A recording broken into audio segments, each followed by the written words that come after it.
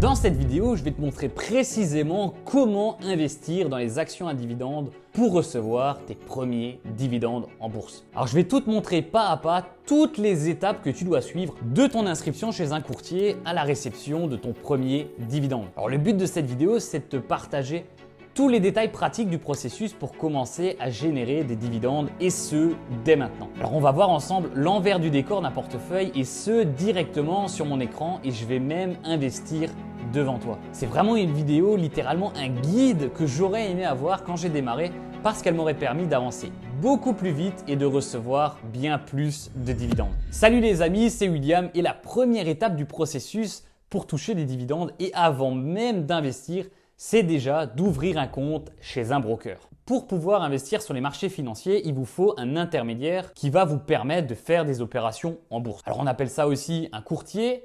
Son principal rôle, c'est de faciliter l'exécution des opérations que vous allez passer. Et c'est essentiel d'avoir cet intermédiaire car c'est lui qui va faire le lien entre ceux qui veulent acheter des actions et ceux qui veulent les vendre. Parce qu'il faut savoir que le nombre d'actions d'une entreprise est limité. Chaque entreprise propose sur le marché un nombre unique d'actions et c'est ces brokers qui vont jouer un rôle essentiel dans la fluidité des transactions.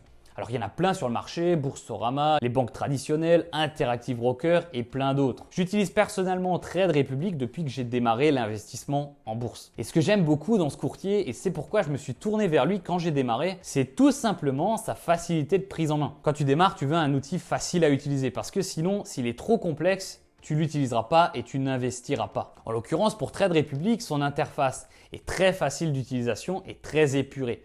En gros, c'est clair, net et précis. Alors si tu n'as pas encore de compte, rien de plus facile, il te suffit de suivre le lien dans la description et de t'enregistrer.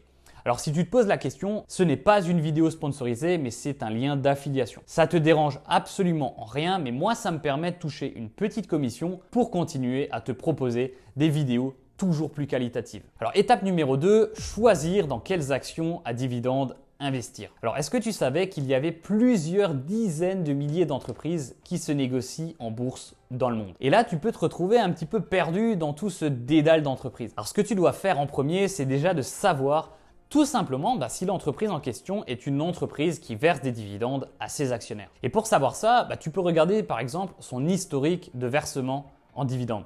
Tu peux retrouver cette information directement sur Trade Republic ou encore sur tous les sites internet de données financières, comme par exemple Morning, Invest ou encore Zone Bourse. Par exemple, on voit que pour l'entreprise Total Energy, un dividende en légère augmentation a été versé depuis de nombreuses années, au contraire de l'entreprise Amazon qui ne verse jusqu'à l'heure aucun dividende. Alors quand tu investis dans les actions à dividendes, il faut savoir qu'un dividende, ce n'est pas quelque chose d'éternel. L'entreprise du jour au lendemain peut décider de le réduire, voire même de le couper.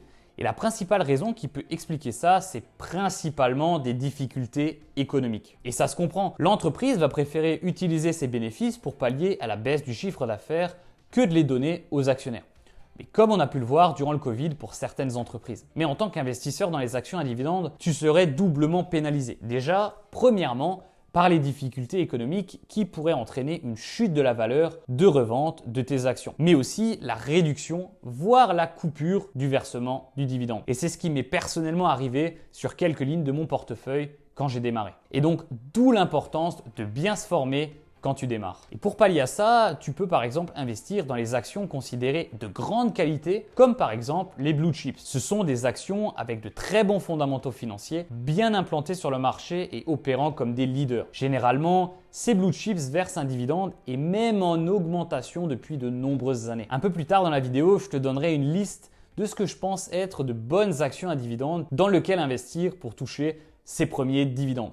Mais on verra ça plus tard. Étape numéro 3, achetez vos premières actions à dividendes et devenez actionnaire. Et pour ça, on se retrouve directement sur Trade Republic. Rien de plus facile. On recherche directement le nom de l'action, par exemple McDonald's.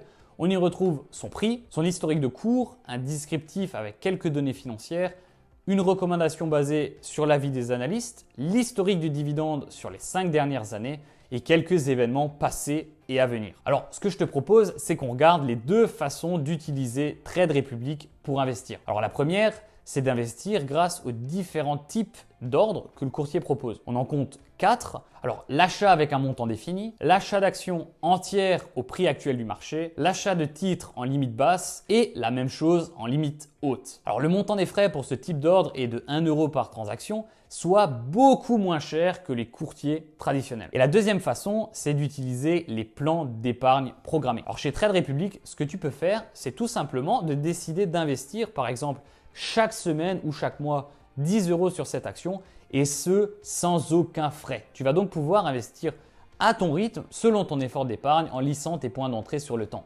Et ça, c'est super cool. Étape numéro 4, les dates clés jusqu'au versement du dividende. Alors lorsqu'on investit dans une action à dividende, un calendrier est à respecter jusqu'au versement. La première date, c'est la date de déclaration du dividende. C'est le moment où l'entreprise déclare le montant du dividende qui sera versé. Alors en général, cette déclaration est réalisée à chaque versement de dividende. Par exemple, si l'entreprise verse un dividende de manière trimestrielle, il y aura donc 4 dates de déclaration. La deuxième date est ce qu'on appelle la date de détachement du dividende. C'est lors de cette date que l'entreprise acte le nombre de vos actions dans le calcul du prochain dividende. Si maintenant vous achetez une action après cette date, il faudra attendre la prochaine date de détachement pour recevoir ce dividende. C'est l'ancien propriétaire qui recevra le détachement du dividende. Et la date finale est la date de paiement, c'est-à-dire le jour où le paiement est effectué par l'entreprise pour une réception qui peut aller jusqu'à quelques jours. Voilà, et comme promis, je vais t'offrir 3 actions qui sont pour moi de bonnes actions à dividendes et un bon point de départ si tu tiens à investir dans cette stratégie. Alors ces 3 entreprises que je te présente ici font partie des dividendes aristocrates. Alors ce sont des entreprises qui ont versé et augmenté leurs dividendes depuis plus de 25 ans. Si ce type d'action à dividendes t'intéresse, abonne-toi car petit teaser,